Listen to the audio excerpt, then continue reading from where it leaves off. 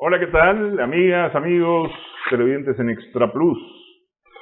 Estamos arrancando a abril, 5 de abril, agradeciendo a todos su sintonía y agradeciendo que se hayan cuidado en esta última semana, la semana mayor del año, la Semana Santa, en la que mucha gente salió, según las primeras estadísticas, hubo bastante gente que salió de sus lugares a buscar centros recreativos, ya fuera en la montaña, ya fuera en las playas o en algún otro tipo de actividad, pero salió a relajarse un poco. Algunos cuidando, dándose el lugar para protegerse del COVID, otros no tanto, que eso hay que llamar la atención. Mucha gente no ha tomado las medidas de precaución. A mí me tocó ver en las calles mucha gente aglomerada sin mascarilla. Y en fin, pues, se sabrá o veremos los efectos que esto pueda tener en los próximos días. Estamos sumando vigores con el doctor Cairo Amador Arrieta. Humberto Avilés Bermúdez continúa cuidándose después de un problema de salud, pero no complicado, pero sí que requiere algún cuidado, así que para él nuestros mejores deseos. Cairo, ¿cómo te fue? Muy bien, hombre, pero a propósito de lo que vos decís, en el mundo esta semana fue de posiciones distintas, ¿verdad? Aquí elemental hubo una puerta abierta, efectivamente creo que pudieron haberse cuidado más, pero digamos en Bélgica, por ejemplo, la policía echó preso más de 300 personas, 300 jóvenes que se aglutinaron alrededor de un concierto. Sí. ¿Ah? Sí. Ahí lo contrario, ¿verdad? La restricción es muy fuerte. En Cataluña hubo una lógica de irse a la playa, y también hubo sus 4 presos en la ciudad. En Francia e Italia ordenaron un confinamiento a partir del lunes muy fuerte, ¿verdad? Sin embargo, la parte costera igualmente la gente se fue a descansar. Y que, como dice el dicho, Cairo, en arca abierta el justo peca. Tenés ahí la playa, el lugar para irte a solear, por lo menos después de los meses de frío, porque hay que recordar que en el hemisferio norte está saliendo los meses de frío, está empezando la primavera, y tenés la playa para tomar un poquito de sol, salir de la casa en la que has estado encerrado por el frío 1 y por el COVID 2. Pero es que hay dos cosas adicionales. Bueno, en Bilbao también echaron preso a un montón de gente porque eso no fue por playa, eso fue por un partido de fútbol. Bueno. Lo dicho, ¿verdad? Pero es que a lo que iba es que está claramente definido un efecto psicosocial producto de todo esto y sobre todo de esas medidas de confinamiento, y es el hecho de que resaltan toda una serie de problemas internos, ¿verdad? Que se desarrollan otros problemas alrededor de las vecindades, problemas de estudio, problemas de comprensión para los chavalos, problemas de violencia intrafamiliar, etcétera. Es todo un rollo, ¿verdad? Y en la medida en que los países son con menos recursos, más problemas. Ahorita, por ejemplo, para no ir muy largo, un acalorado debate en el debate presidencial del Perú. Sí. ¿Verdad? Entre la Keiko y creo que era la señora Verónica Mendoza. Verónica le dice a la Keiko, irresponsable, porque está llamando a la gente a salir a la calle, etcétera, ¿verdad? La Keiko le responde, ¿y vos dónde vivís? ¿No te das cuenta de lo que está pasando? ¿No te das cuenta que la gente no tiene chamba? Que tiene que salir a la calle a buscar qué hacer. Y tienes razón. O sea, desde que comenzó todo este juego de la pandemia, etcétera, me acuerdo haber mencionado la revista Proceso y un artículo que de alguna manera incluye en su título: el virus es clasista. No sé si te acordás. Sí. En el sentido que los más afectados son los más pobres. Son los que menos recursos tienen. Son los que no pueden darse el lujo del confinamiento porque son los que viven día a día. Y eso válido para México y válido para nosotros. Y cuando digo nosotros, no me refiero necesariamente a Nicaragua, que hemos tenido una política diferente, sino a los otros países. Incluso vos mirás ahorita, lo acabo de ver hoy, las proyecciones del crecimiento del PIB para este año. Costa Rica tiene un 4% muy saludable. No sé si lo va a lograr, pero más alto somos nosotros, y ojalá que lo logremos, porque estamos arriba del 5.2, 5.3%. El Salvador está como el 2.3, las proyecciones del 2021. En otras palabras, las proyecciones de exportación para el 2021 más altas de la región las tenemos nosotros. Y las que ya no son proyecciones, sino hechos en términos de exportaciones del año 2020, las tuvimos nosotros también. No solamente eso, sino que incluso mucho más que muchos países sudamericanos. De manera que otro tema debería ser tratado involucrando a economistas, a sociólogos, a psicólogos, a políticos, porque es fácil hablar simplemente de nuevo confinamiento. ¿Qué ha involucrado ese confinamiento en términos psicosociales? ¿Qué le ha aportado a la sociedad? ¿Cuáles son las aristas socioeconómicas de ese confinamiento? ¿Cómo está la deuda del Estado? Etcétera, etcétera, etcétera. No es poca cosa, ¿verdad? Bueno, te lo dejo como sugerencia. Sí. Hemos venido tocando ese tipo de temas por aquí. Pero lo que vos decís, efectivamente, y como lo menciona este artículo, que es evidentemente clasista. Vos lo ves incluso, lo ves en la cifra económica que todos los países han tenido a la baja, si no en términos negativos, pero han golpeado tal vez en menor medida el hemisferio norte, en donde están los países más ricos, y con más fuerza el hemisferio sur. Y luego te vas a asomar en las medidas, o más bien en las proyecciones de vacunación, que ese es un tema que tiene que ver con pesos y centavos más que con sistemas de salud, tiene que ver con pesos y centavos. Y te fijas que hay países, los países del hemisferio norte, los países que tienen más plata, son los países que más vacunas están aplicando. Lo que no quiere decir que sean los que más hayan vacunado, porque por ejemplo está el caso de Israel, que ya pasó del 50% de su población totalmente vacunada. 80. Totalmente vacunada. Pero tenés, por ejemplo, miraba para el caso de Costa Rica, que supuestamente Costa Rica y El Salvador, que supuestamente han venido avanzando con mucha celeridad en el tema de la vacunación, pero a los dos le hacen falta más de 1000 días al ritmo actual de vacunación para tener el 70% de la vacunación de la población vacunada, es decir, 3 años. Eso me lleva a otro punto. En el proceso de elecciones de Centroamérica, donde nosotros no nos escapamos, la pandemia efectivamente va a ser otro punto. Sí, es un punto electoral. Del año pasado para acá todas las elecciones han tenido que ver con pandemia. Ahora fíjate, por ejemplo, mencionaste a Israel. Mira qué interesante las posiciones alrededor de la pandemia electoralmente a Israel. Se le acusa a Netanyahu, ¿verdad?, de una aplicación de malas políticas de salud pública alrededor de la pandemia, la oposición. Entonces, pero también Israel es el país que más vacunación ha tenido en el mundo. Sí. Casi el 80% de su población. Sí. Con el mismo tipo, con Netanyahu. Sí.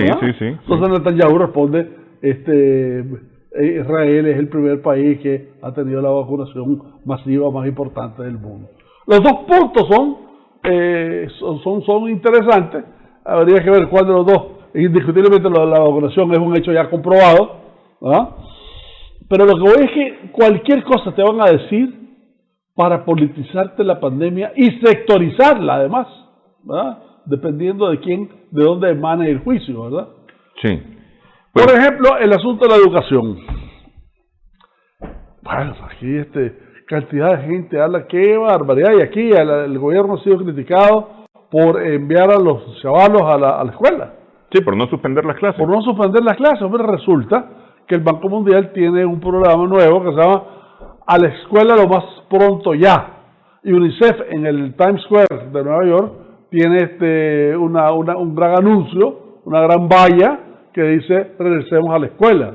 O sea, entonces, y todo eso respaldado por el hecho de que los chavalos, 12 a 14 años, estadísticamente hablando, la cantidad de muchachos que le ha dado es muy poca en términos de incidencia del COVID y mucho más poca en términos de muerte, ¿verdad? En fin, y los efectos que está causando el no ir a la escuela son terribles en términos presentes y en términos futuros, del futuro inmediato. Estás hablando de que han perdido casi la mitad del tiempo, cantidad de chavalos en el mundo, y mientras más pobre sea el país, más tiempo han perdido.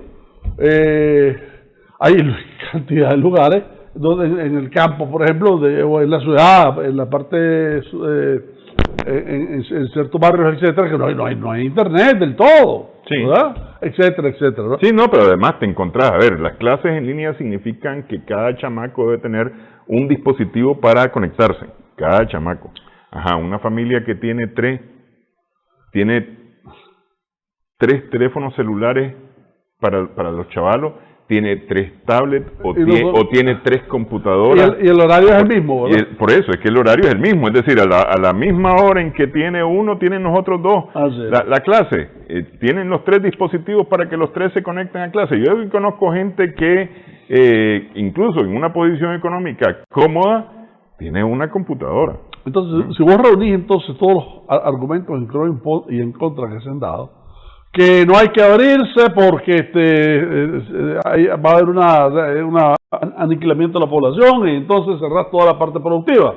No necesariamente, ni ha sido cierto, y tampoco se ha visto el efecto del día después en términos de esa economía. Probablemente eso va a incidir en una alza de la criminalidad, de los asaltos, etcétera, etcétera, ¿verdad? Que la escuela, que no vayas a la escuela, y resulta que tampoco, ¿verdad? Ir a la escuela no ha sido, después de todo, no era tan mala idea, etcétera, etcétera. En otras palabras, ver de una forma objetiva los efectos del COVID haría mucho bien a la población.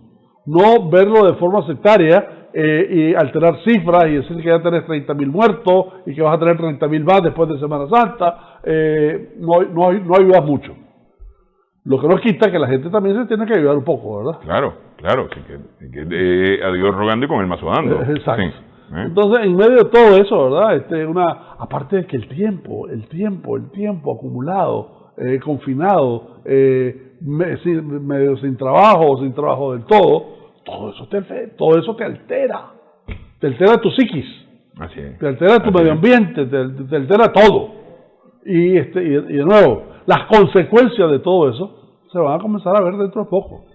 En ese sentido, Nicaragua ha tenido una situación particular, precisamente porque no ha seguido esa ortodoxia. Sí, efectivamente, y eso le ha valido a Nicaragua no desplomar su economía, no detener la actividad diaria fundamental. Eso le ha permitido restablecer algunos sectores que estaban totalmente deprimidos, le ha permitido algunos niveles de inversión, es más, pero es que los argumentos son bastante simples hay veces y son tan simples que no los queremos ver, como decía el Principito, ¿verdad? Lo esencial es difícil de verlo cuando lo tenés enfrente. El hecho de que el sistema financiero internacional a través de las multilaterales, etcétera, hayan dado a este gobierno cantidad de préstamos, hombre, no es por irresponsable que se lo están dando. Ni irresponsable es la fuente de los préstamos, ni irresponsable el ejecutor. El ejecutor, ¿verdad? Sí. Así que... Sí, algo hay ahí. Bueno, vamos a hacer una primera pausa en esta edición, estamos sumando vigores.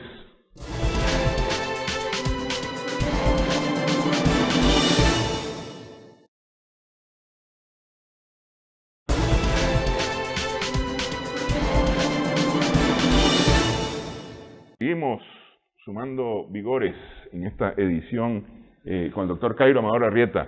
Ya que tocaste Perú, rápidamente, antes de Perú, este domingo próximo, el 11, son las elecciones ya en su segunda vuelta de Ecuador. Arauz contra Lasso, finalmente, después de un largo proceso de negociaciones, un largo proceso de conteos y reconteos de votos, el Consejo Electoral ecuatoriano oficialmente declaró que Guillermo Lasso era quien había obtenido el segundo lugar y que por lo tanto era el que iba a correr para la segunda vuelta. Yacú Pérez, del movimiento... correcto. Dice que no le va a dar voto, está llamando a no darle el voto a ninguno de los dos. De anular el voto. Pero te faltó un elemento ahí, que todavía tiene una causa pendiente alrededor del fraude. El hombre está denunciando un fraude. Sí. ¿Verdad? Y lo está denunciando en contra de Lasso. Fíjate la diferencia. Arauz en esa primera vuelta tuvo 32.4%. 32.7. Sí. Lasso tuvo 19.7. Sí. Estás hablando de casi 12 puntos, ¿verdad?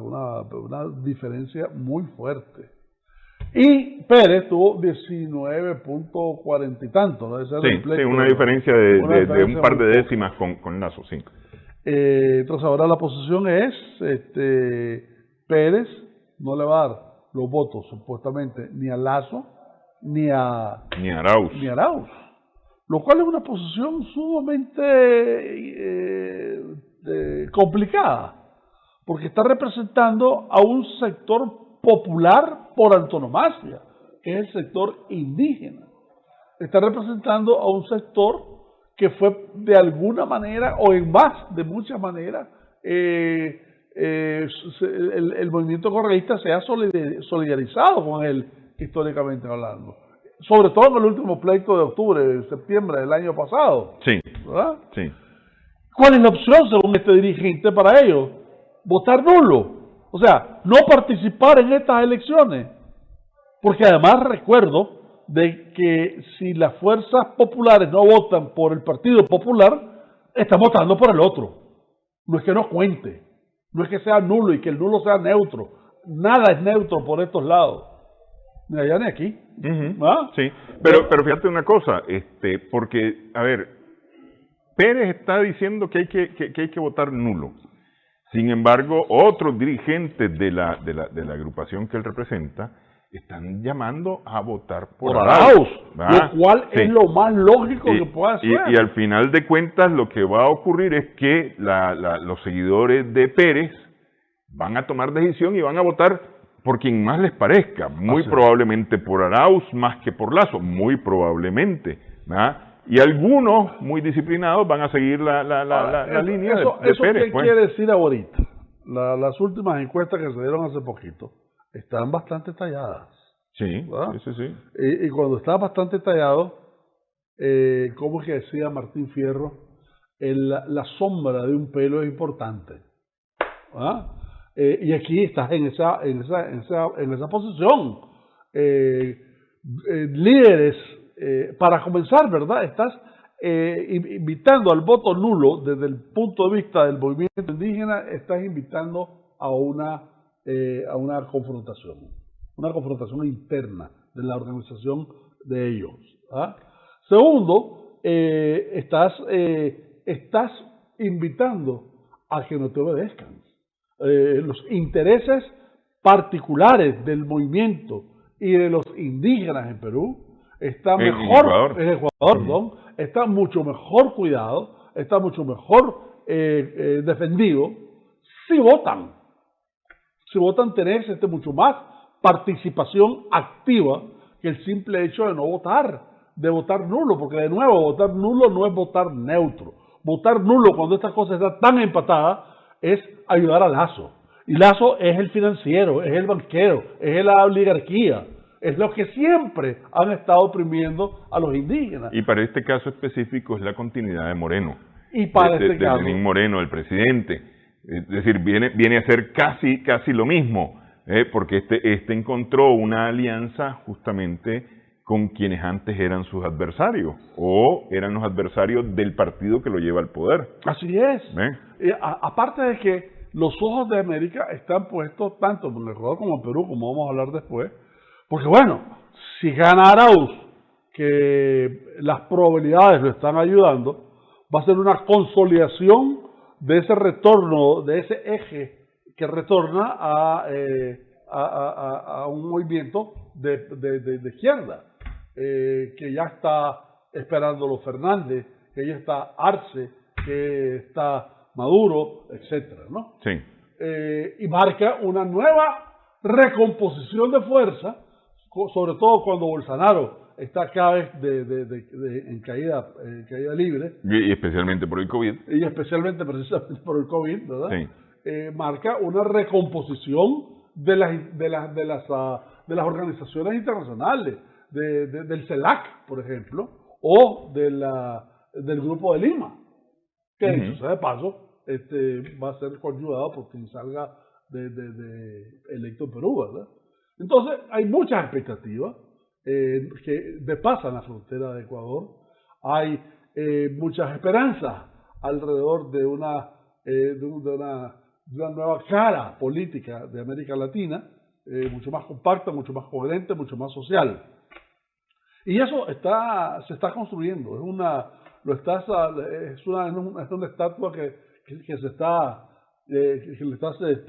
esculpiendo, ¿verdad? Ahora, Perú tiene sus propias particularidades. Sin embargo, lo que ocurre en Ecuador puede empujar hacia uno u otro lado la balanza en Perú. Ay, no estaría tan claro de eso, porque Perú ahorita, para definírtelo en una frase lapidaria además, es como el empate de las impotencias. Ahí no está ganando nadie. Bueno, ya que estamos en Perú, tirémonos a Perú, ¿verdad? ¿Crees vos que Fujimori sembró mucho, es decir, fue un personaje tan fuerte? Porque después de Fujimori, Perú no ha logrado quedarse totalmente estable, es decir, si ha estado en medio de sismos políticos que incluso en la última administración provocó 3 o 4 presidentes. De manera que hubo un presidente electo y 3 nombrados. Pero comenzaba desde Alberto, si querés, ¿verdad? ¿Contra quiénes eran los que estaban al otro lado de Alberto Fujimori? Bueno, ya el más importante fue nada menos que Vargas Llosa. Sí. En la única vez que se tiró a la presidencia, ¿verdad? Y contradictoriamente hablando, Vargas Llosa en ese momento representaba lo que es, y Fujimori representaba lo que no es. Una política de corte social, cuando al final fue neoliberal igual que Vargas Llosa, ¿verdad? Pero bueno, ¿y Kuczynski? ¿Quién era el contrincante de Kuczynski? La Keiko. Sí. Y te debo decir que los dos tuvieron votación arriba del 40%, y Kuczynski ganó en segunda vuelta y por poco margen. Y ahora, ¿quién es, a mi juicio, el más representativo en términos no solamente intelectuales, sino de renombre internacional, etcétera, etcétera, que está en estas elecciones? Hombre, nada menos que don Hernando de Soto, un gran demógrafo, sociólogo, economista, conocido desde hace años, estuvo en la Reserva Federal del Perú, tiene una fundación internacional muy conocida. Y don Hernando de Soto, que tenía 9.6 hace un mes, ahora tiene menos de 5. Y el que tiene más no pasa de 20. Y son 18 candidatos. Sí, por ahí. Sí. Son 18 candidatos. Hicieron un debate público que lo tuvieron que dividir en 3 partes, 6, 6 y 6, ¿verdad? No sacas mucho si te referís mucho al debate. Sí, al final de cuentas fue un debate por sorteo, de manera de que no fue, es decir, no es que yo que quería discutir con vos, pude discutir con vos, porque resulta que en el sorteo no quedé en el mismo grupo en que quedaste vos. Claro. Sí. Ahora te imaginas qué locura hubiera sido 18 discutiendo. Pasó algo semejante en unas elecciones hace poco. Bueno, en la de Ecuador, las elecciones, los debates presidenciales del Ecuador. Pero bueno, el caso es que, aparte de todo eso, una característica que marca ahorita al Perú es una desconfianza total en sus instituciones. Y donde ha impactado más el caso Lavallato, el Odebrecht, etcétera, es el Perú, precisamente. Perú, sí. Fíjate, Alejandro Toledo, junto a su esposa, porque ahí se fueron los dos, con la esposa se llama Nadina Heredia, Humala Ollanta, Humala, sí. ¿Verdad? Alan García, que se pegó un tiro estando en España. Y Kuczynski, que renunció ante la televisión, antes de ponerle la renuncia al Congreso, hizo un programa de televisión y renunció en público. O sea, estás hablando de 1, 2, 3, 4 presidentes, más los que le siguieron a Kuczynski, que uno de los top como 2 días, está hablando de 5 o 6 presidentes, ¿verdad? Esto es evidentemente es un globo muy, muy débil, ¿verdad? Y si a eso le agregás que a efectos de relaciones de poder, entonces el Ejecutivo no tuvo mucho, absolutamente, sí lo tenía el Legislativo. Y el Legislativo lo tenía alrededor de la fuerza fujimorista. Si algo se ha conservado en términos de agrupación política, había sido el fujimorismo. Hasta que se enfrentaron los dos hermanos. Hasta que se enfrentaron los dos hermanos, y los dos hermanos, yo no sé por qué al otro no se le nombra. Me acuerdo que hace como 4 años el hermano que estaba dirigiendo la bancada en la asamblea, le dijo a la Keiko, bueno Keiko, has tenido 2 o 3 oportunidades, la próxima es la mía, ¿no? Pero no aparece en ningún lado. Y la Keiko sí aparece con un 6%. Si estás hablando de alguien que en las primarias tenía más del 40 y tanto por ciento, que en elecciones ha tenido más del 30, 40%. Y que ahora, que compitió en una segunda vuelta. Y que la perdió por una nariz contra Kuczynski, ¿verdad? Ahora está con menos del 6%. Y hay 5, entre ellos Hernando de Soto, con menos del 5%. O sea, es una situación muy, muy complicada. Bueno, están eligiendo un presidente, 2 vicepresidentes, 130 escaños para el Parlamento, 5 escaños parlamentarios del Parlamento andino. Perú tiene una población de 33 millones, hay 25.2 millones inscritos, el voto es obligatorio y eso es importante, porque ahorita quien ganó las elecciones, si las contás a como están ahorita, es la abstención, es esa zona gris de la no decisión, del voto indeciso, ¿ah? Eso tenés ya más del 30%. Y esos son los que van a hacer ganar estas elecciones. Sí, que es lo mismo para Ecuador, es el mismo caso de Ecuador. Y contrario al caso que hemos estado hablando de Bolivia y de Ecuador, aquí la izquierda está bastante atomizada. Hay varios partidos de derecha que se lo pueden dividir en conservadores de derecha y ultraderecha. Sí, es decir, ahí la mejor opción, digo, para la América Latina sería un partido de centro, pero no hay opciones. Hernando Soto es de centro. Por eso, pero no hay opciones que se acerquen a la posibilidad de ganar, pues. Así es, de manera que lo que tenés aquí es una situación muy complicada. Hay 27 distritos electorales, 24 por las regiones y 3 uno por la parte de Lima, otro por la parte de Callao y otro por la parte de los peruanos en el extranjero. ¿Ah? Que debo decir que como en el caso de Ecuador y como en el caso de Bolivia, es un elemento a considerar, ¿verdad? En Bolivia estás hablando de casi 1 millón de gente en Argentina. En Perú estás hablando casi lo mismo en Chile. Y en el caso de Ecuador, por todos los lados, ¿no? Sí. En España. En España. En España se dice que Madrid es la segunda ciudad más grande de Ecuador, ¿no? Después de Quito. Sí, sí. En fin. Pero entonces, a una semana de la presidencia, está más que fraccionado. El panorama político está más que fraccionado. Y no solamente está fraccionado alrededor de la presidencia, está fraccionado alrededor del legislativo también. Porque, como dije anteriormente, el ejecutivo de alguna manera estaba fraccionado desde hace rato, pero tenía por lo menos un legislativo más coherente. Sí. Ahora los dos están fraccionados. Y todo eso es una desconfianza política enorme que por eso te preguntaba yo de Fujimori, que si Fujimori había creado tal situación que hoy los poderes estaban debilitados, porque realmente Fujimori llegó a tener poder. Y centralizó todo el asunto, sí, con Montesinos, etcétera, ¿no? Ajá, sí. Pero el caso es que, de nuevo, las incidencias sobre Perú del efecto Lavallato han sido tremendas.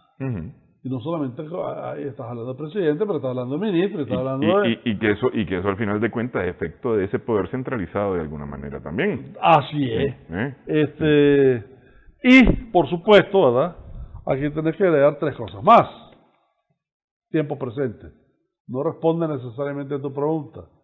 La pandemia, que es un factor que ha debilitado, y sobre todo la incidencia de la pandemia en Perú, que ha sido muy alta.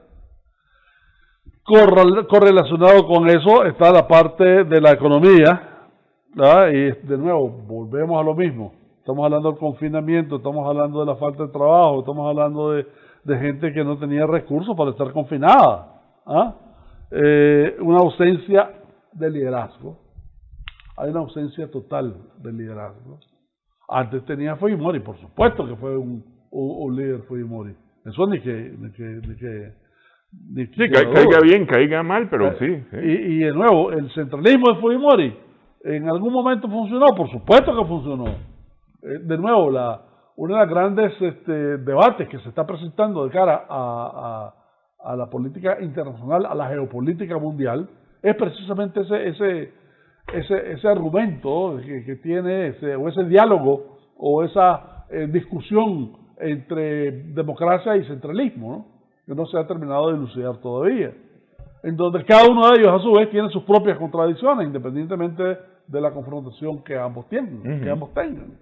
Entonces, la falta de un liderazgo político claro en el Perú es también otra de las causas de su fraccionamiento.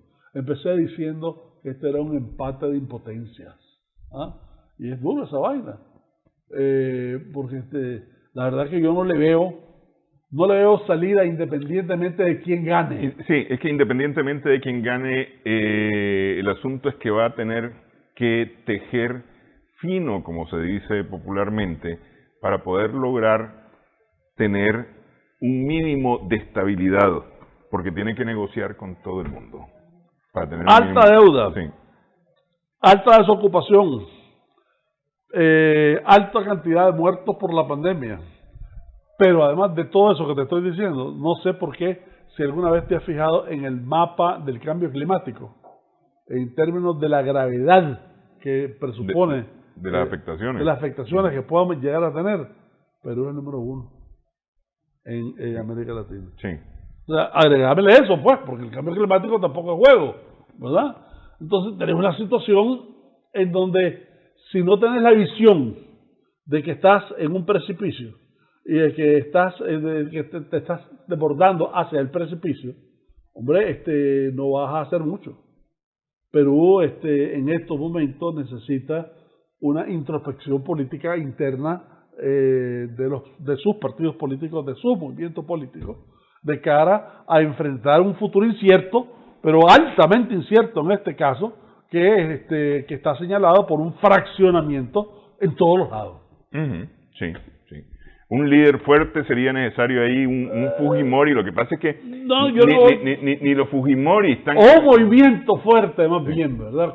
Es que el Fujimorismo, después de Fujimori, no era una persona, no era la Keiko, era la organización social que tenía. Pero es decir, en este momento no está. No está. No está. No hay. Así es. Sí, sí. Hombre, pero me detengo en esto porque el hecho de tener un partido fuerte no implica que va a permanecer fuerte. Así es. Sí. Recuerden ustedes a la vecina de Costa Rica, con el partido Calderón, el Nacional y el Liberación. El Liberación son los socialdemócratas y el otro es no me acuerdo ahorita. Pero el partido de Calderón, el partido de Rodríguez, etcétera, el partido del profesor Trejo, esos tuvieron, esos en un momento determinado, tenían solo eran ellos y Liberación, ¿ah? Y de tener tantos por ciento, de haber tenido 3 presidentes, llegaron a tener 4% de votos. Sí. ¿Ah? Sí, y ahora hay otras opciones. Y ahora, cantidad de opciones se han multiplicado, sí, que han sido divisiones de ellos mismos, sí, ¿verdad? Bueno, pero ¿y quién es López Obrador? Sino una división del PRD. ¿Y qué es el PRD? Sino una división del PRI. Sí, sí, sí, así es. Bueno, hacemos pausa. Estamos sumando vigores.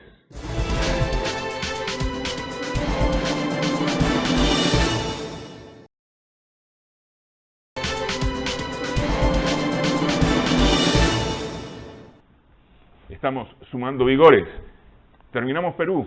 Solo terminamos Perú, sí. Y para que veas más o menos cómo está el panorama. Está el que lidera, es Johnny Lescano, que es de un partido de derecha, con 16.8. Sí. George Forsyth, que es un ex jugador de fútbol, con 11.2. Rafael López, 9. Verónica Mendoza, la ambientalista, 8.6. Y la Keiko bajó, porque estaba en ese grupo, estaba alrededor de 11, bajó a 6 y tanto. De manera, y de Soto, uno lo tiene un poquito más alto, otro lo tiene menos de 5, pero la verdad es que bajó en cualquiera de los casos porque estaba con 9.3 originalmente. Pero ¿qué es lo que te estoy leyendo? Fraccionamiento total. Porque mientras te estoy contando toda esta historia de todos estos porcentajes, el que más consolidado está es el abstencionismo, con 30 y pico %, por lo menos. Sí. Por lo menos. Sí. En un lugar en el que el voto es obligatorio, además. Que además el voto es obligatorio. Sí. Además, la Keiko, entre otras cosas, está siendo juzgada ahorita. Sí. No ha habido sentencia y la han dejado correr, pero está pidiendo 30 años de prisión para ella, ¿verdad? Sí, lo que implica. Y además ya estuvo en prisión preventiva. Sí. Ok, Israel. En Israel, 23 de marzo, hubo elecciones parlamentarias.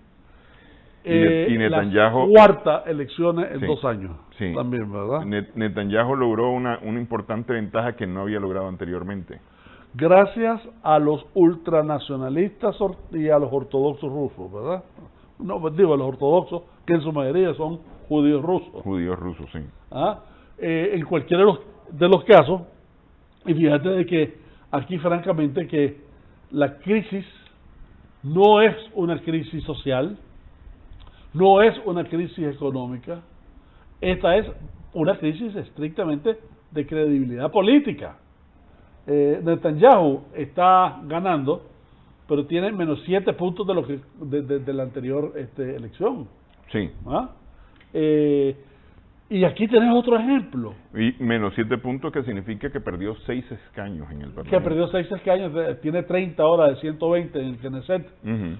Y aquí tenés otro fenómeno. El general azul y blanco, Gantz. Sí, Gantz. Sí. Gantz está con 6% ahorita. Que Gantz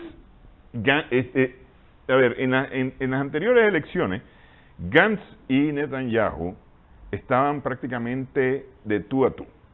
Es decir, era tal que hubo un momento en que se firmó un acuerdo para gobernar en periodo un pedacito uno, un pedacito el otro.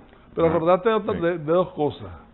Una, que quienes eligen no es el voto, es en el, en el legislativo. En el legislativo, ¿verdad? Sí. Dos, la distancia la tenía a su favor Gantz. O sea, Netanyahu estaba detrás. Sí. ¿Ah? Sí. Y en un momento determinado, bastante detrás. Indiscutiblemente tiene una habilidad política muy fuerte Netanyahu, que dicho sea de paso, ¿verdad? Es el primer ministro que más tiempo ha estado en Israel desde su fundación. Más que el fundador, más que Ben Gurión. Más que Ben Gurión. Que fue el que tuvo bastante, el que ha tenido más tiempo. Pero ahora, la figura de Netanyahu sigue siendo una figura sumamente controversial, ¿verdad? Alrededor de no solamente por los casos de corrupción que tienen contra él, etcétera, etcétera, sino ahora, si le agregas que le está afectando también la ausencia de Trump. Sí. Porque Estados Unidos, en este caso, no hizo nada para ayudarle a Netanyahu.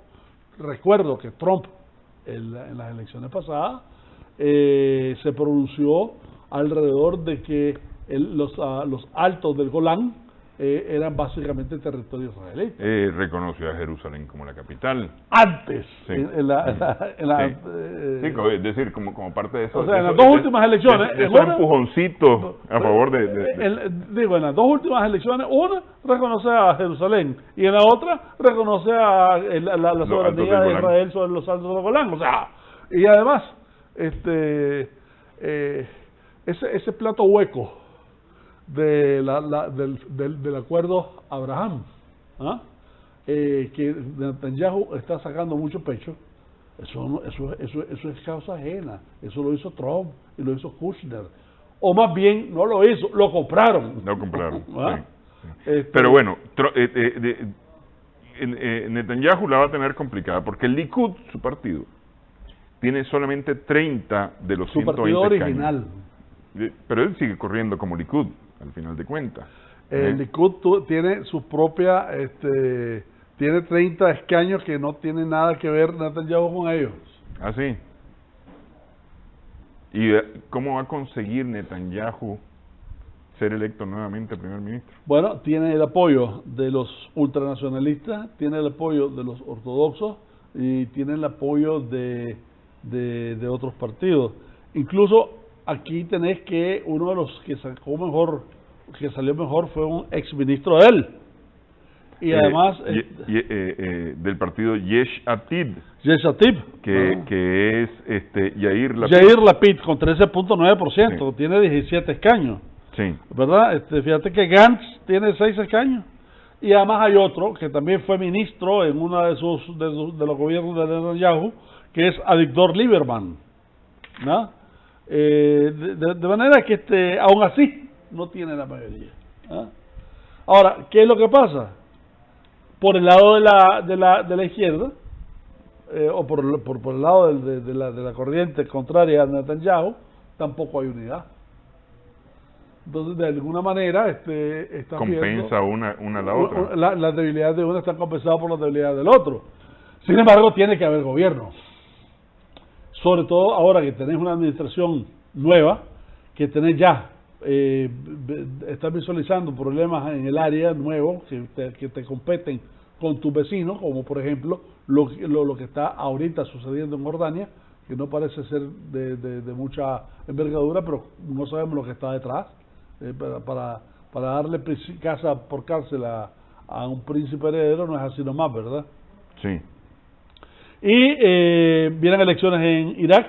La situación en Afganistán está totalmente endeble.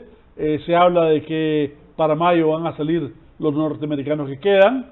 Siria está igualmente complicada. Biden, de alguna manera, la primera orden de un ataque dirigido por Estados Unidos hacia el Medio Oriente en la administración Biden ya se dio, y fue en Siria precisamente, en donde además mataron varios niños.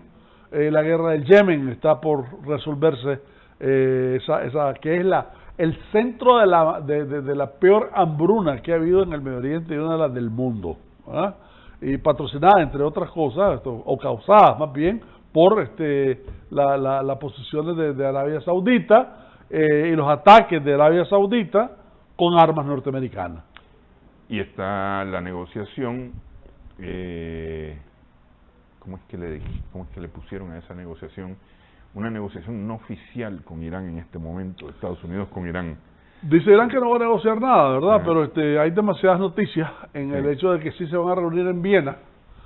Pero de nuevo, aquí está otro punto, y este punto no es menor. ¿Quién te asegura a estas alturas del proceso la consistencia en política exterior de Estados Unidos? Bueno, perfecto, tenés una nueva administración y tenés 4 años de una política externa que puede ser consistente, ponerle. ¿Y después? O sea, el trumpismo, dicen muchos, independientemente de que Trump llegue o no llegue a las próximas elecciones, es un fenómeno que es presente. Sí. El trumpismo, de alguna manera, con poco te controla el Senado. Y si Vienen las elecciones medias el próximo año. Y si no es Trump, es Pence, que anunció su intención de aspirar a la presidencia. Y por supuesto que está detrás de eso, sobre todo, es Cruz, hombre, ¿verdad? Es con mucho más posibilidades que Pence, porque Cruz era el que de alguna manera se identificaba con el movimiento contra el Capitolio, ¿verdad? Pence era el disidente de Trump, ¿verdad? Pero en fin, lo cierto es entonces de que un país que ya ha sido de alguna manera objeto de negociaciones, que ha llegado a compromisos y que esos compromisos se le hayan regresado, como es el caso de Irán, no va a tener toda la confianza. O sea, aquí no hay que jugarse mucho al tonto, ¿verdad? En geopolítica y cuál es la composición del poder en Estados Unidos, etcétera, no es difícil de estar... Pero el hecho es de que haya o no negociaciones con Irán, pero solo el hecho de que se anuncie que existe una intención de negociar con Irán termina beneficiando a Netanyahu, que es de una posición más dura. Así es, ¿Ah? el efecto rebote. Así es. Entonces no es tanto que Biden no hizo... No el hizo nada. favorcito a Netanyahu, Bueno, a lo mejor por ahí es el favorcito. Y le bajó el volumen, le bajó 2 rayitas. Sí. Porque antes decía, vamos a negociar con Irán, pero para negociar con Irán, primero tiene que ceder, que retroceder a donde lo dejamos en el 2015. Y Irán le dijo, está loco, si querés negociar, negociemos a partir de ahora. A partir de ahora, sí. Bueno, Bulgaria tuvo elecciones también. Bulgaria tuvo elecciones. Domingo. Sí, ayer domingo 4. El presidente Boyko Borisov, su partido... Boyko Borisov ganó con 25.4%. O sea, si vos te fijas de las elecciones que hemos hablado, ninguna ha sido arrolladora. Pero además, espérame, es que aquí hay un dato interesante. Una participación del 40%. Decir, una participación bajísima. Un 13% menos que en las elecciones anteriores. Así es. Sí. ¿Ah? Culpa de la pandemia, vamos a decir. Es que ahora todo es culpa de la pandemia. Sí. Pero obtuvo 28%, pero 28.6%, perdón, el 26.11%. Bajó porque había tenido yo lo el 28%. Tengo con, ya te dije, 25.4. 7 puntos menos de hace 4 años. Sí. Sondeo al pie de la urna. El Partido Socialista, 17.6. 17.6. Y el partido Nueva Protesta, Protesta Existe, 15%. De nuevo, fíjate, de alguna manera hay cosas que unen las 3 cosas que hemos hablado. El partido, nadie tiene mayoría. Y el Partido Protesta, que de alguna manera debería ser inclinado al Partido Socialista, dice que el Partido Socialista está trabajando con Boicú y rehúsa hacer cualquier coalición con Boicú, por supuesto, pero también con los socialistas. Entonces, ¿de dónde va a salir esa coalición legislativa que pueda dar coherencia a ese órgano del Estado? Al momento no lo sé. Pero lo cierto es que Boicú ya va por su 4º mandato, ¿verdad? Un 4º mandato que, dicho sea de paso, está de alguna manera avalado por